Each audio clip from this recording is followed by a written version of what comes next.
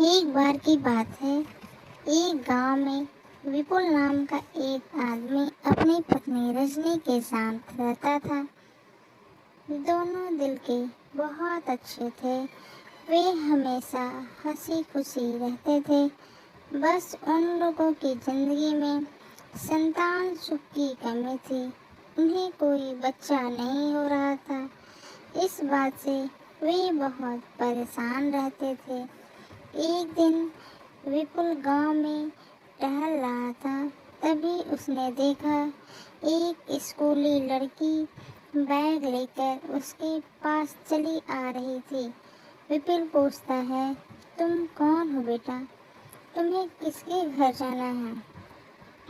तभी लड़की फूट फूट कर रोने लगती है। बोलती है कि मैं अनाथ हूँ। एक कार एक्सीडेंट में मेरे माता पिता का स्वर्गवास हो गया है और मेरे चाचा चाची ने मुझे घर से बाहर निकाल दिया।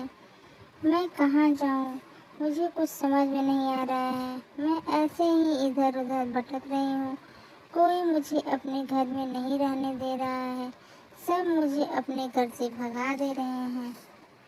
विपुल बहुत खुश होता है। बोलता है, क्या तुम मेरे घर चलोगी? लड़के ने तुरंत हाँ कर दिया। विपुल और लड़की दोनों घर चले जाते हैं। घर पहुंचने के बाद रजनी पूछती है, ये प्यारी सी बच्ची किसकी है? विपुल सारी बात बताता है। दोनों खुश हो जाते हैं। उसके बाद तीनों साथ साथ मिलकर रहने लगते हैं। एक दिन गांव में एक आदमी की मौत हो जाती है।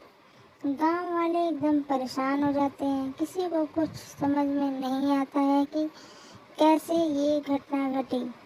फिर क्या? फिर आए दिन कोई ना कोई मरने लगता है।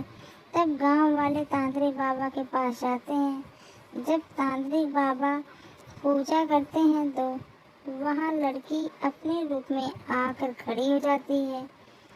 सब डर जाते हैं। फिर उससे सब पूछते हैं, क्यों किया तुमने ऐसा? तो वो रोने लगती है। बोलती है, मैं पढ़ना चाहती थी लेकिन मेरे माँ बाप ने मुझे पढ़ाने से इनकार कर दिया और मेरे भाई को पढ़ाया। मैं बहुत परेशान रहती थी पढ़ने के लिए, लेकिन मेरे माँ बाप ने मुझे बहुत काम कराया और कभी स्कूल नहीं भेजा।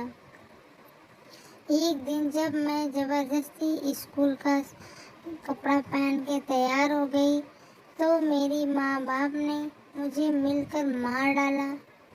तभी से मैंने सोच लिया था कि अब मैं सबको ख़त्म कर दूंगी। इसी वजह से मैं सबको मार डाल रही थी। तभी एक छोटा बच्चा रोने लगता है और एक छोटी सी बच्ची आके रोने लगती है।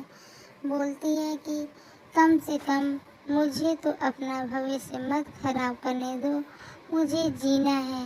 जो सपना तुमने देखा है वो हम लोग को पूरा करना है।